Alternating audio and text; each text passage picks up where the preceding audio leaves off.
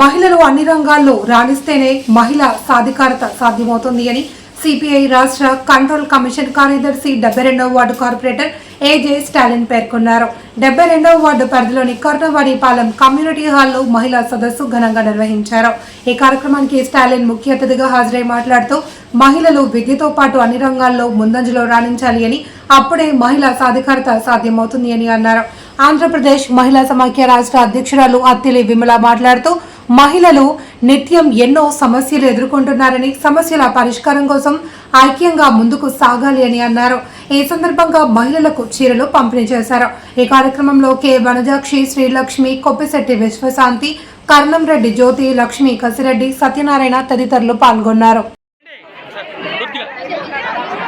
1వ తేదీ నుంచి నెలంతా కూడా అన్ని చోట్ల వాడవాడలా కూడా కార్యక్రమాలు నిర్వహిస్తూ ఉన్నాయి. అసలు అంతర్జాతీయ మహిళా దినోత్సవం తాలూకా ప్రాముఖ్యత ఏంటి? శతాబ్ది కాలం పైనే కుట్టు పరిశ్రమలో పనిచేస్తున్నటువంటి వేలాది మంది మహిళా కార్మికులు డెన్మార్క్ రాజధాని కోపెన్హేగన్లో సోషలిస్టు మహిళా నాయకురాలైనటువంటి క్లారా జట్కిన్ నాయకత్వంలో పెద్ద ఎత్తున పోరాటాలు చేశారు. వాళ్ళకి వేతనాల పెంపు కోసం, సమాన పనికి సమాన వేతనం కోసం, 8 గంటల పనిదినం కోసం, ఓటు హక్కు కోసం, ప్రసూతి సెలవుల కోసం, అసమానత లేని జీవితం కోసం పెద్ద ఎత్తున పోరాటాలు చేస్తే ఒక దీర్ఘకాలిక పోరాటం చేసిన తర్వాత ఐక్యరాజ్య సమితి 1975లో గుర్తించి ప్రకటించడం జరిగింది. అప్పటి నుంచి కూడా మార్చి 8 శ్రామిక మహిళల హక్కుల పోరాట దినంగా ఇది వాడవాడలా శ్రామిక మహిళలందరూ కూడా ఈ కార్యక్రమం నిర్వహిస్తూ ఉన్నారు. ఏదో ప్రభుత్వాలు అనేక నినాదాలు తీసుకొచ్చారు. ఏ నినాదం వెనక ఎవరి ప్రయోజనాలు దాగున్నాయని చెప్పేసి ఆంధ్రప్రదేశ్ మహిళా సమ్మెకి అడుగుతున్నాం. బేటీ బచావో, బేటీ పడావో, ఆడపిల్లకి రక్షణ లేదు, ఆడబిడ్డలు చదివించాలంటే ఈరోజు లక్షల కోట్ల రూపాయలు ఖర్చు పెడితే గానీ ఎక్కడ ఉండేటువంటి పరిస్థితి. ఈరోజు న్యాయం కూడా సక్రమంగా అందడం లేదు. చూసుకున్నాం మనం, ఏదైనా ఘటన జరిగినప్పుడు ముద్దాయికి తగినటువంటి శిక్ష పడటం లేదు.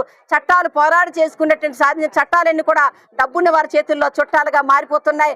ఆయిషా మీద హత్య కేసు చూసుకున్నట్లయితే ఏళ్ల తరబడి నడిచింది. మొన్న ప్రత్యూష సినిమా యాక్టర్స్ ప్రత్యూష కూడా చూసినట్లయితే కొన్ని ఏళ్ల తరబడి నిలబడుతున్నాయి. కాబట్టి మహిళా సంఘాలన్నీ కూడా ఏదైతే పోరాడి సాధించుకో ఆ రోజు మహిళా హక్కులు ఉల్లంఘించబడుతున్నాయి. కాబట్టి ప్రపంచవ్యాప్తంగా జరుగుతున్న హింసకు వ్యతిరేకంగా ప్రపంచ శాంతి కోసం మరియు న్యాయం కోసం కూడా మహిళా సంఘాలన్నీ కూడా ఐక్యంగా పోరాడాలని చెప్పి సందర్భంగా పిలుపునివ్వడం జరుగుతూ ఉంది.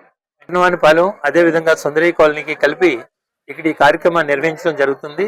కనుక సమాజంలో మహిళలు అనేటువంటి వాళ్ళు సగభాగం. దేశం యొక్క జనాభా 140 కోట్లు ఉన్నట్లయితే 70 కోట్ల మంది ఈ రోజున మహిళలే ఉన్నారు.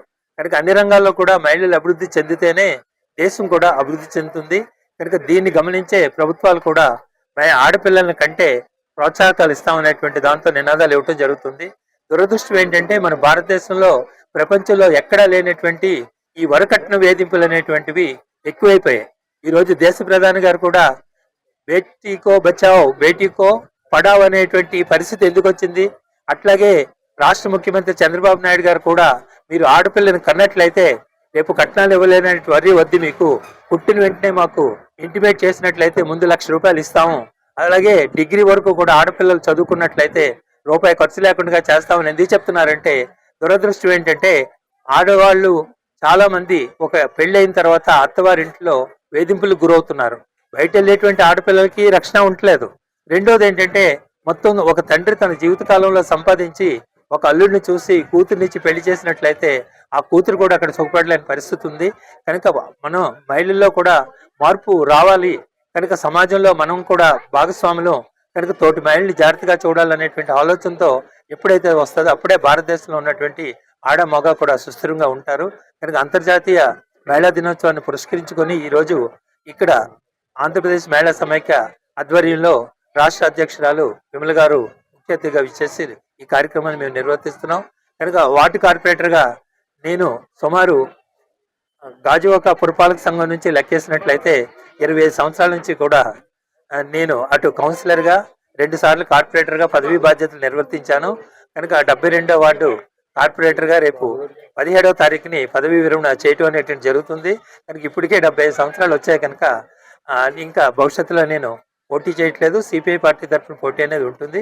కనుక 25 సంవత్సరాల్లో కూడా ఈ వార్డులో ఉన్నటువంటి కర్ణవాడిపాలెం కావచ్చు, చెనగంటేడు కావచ్చు, సండానపాలెం కావచ్చు, శ్రీనగర్, వీళ్ళు అలాగే వివిధ పార్టీ వాళ్ళందరూ కూడా నన్ను గౌరవప్రదంగా చూశారు. వారందరికీ కూడా నేను కృతజ్ఞతలు తెలియజేసుకుంటూ, ఏ మహిళా మనులైతే మొత్తం నేను కార్పొరేటర్గా గెలవటానికి కూడా వారు ఓటు వేసి సహకరించారో వారందరికీ కూడా రుణం తీర్చుకోవాలంటే వారందరికీ ఈ మహిళా దినోత్సవం